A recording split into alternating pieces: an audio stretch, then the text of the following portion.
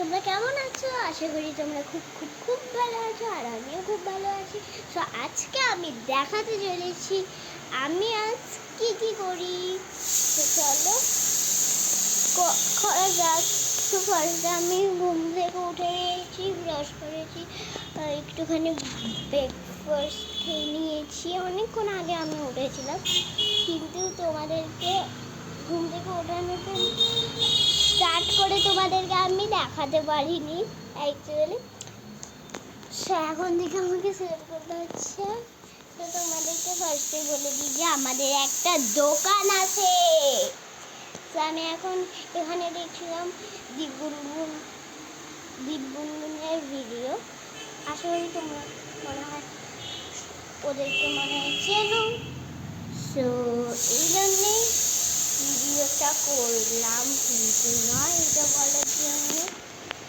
তো আমার বিকালে মনে হয় আমি আর ইয়েটা করতে পারবো না, ভিডিওটা করতে পারবো না। সেই সন্ধেবেলায় আমাকে করতে হবে মনে হয়, সেই সন্ধেবেলায়, কারণ বিকালে আমার ম্যাডাম আসবে, মানে পড়ানো।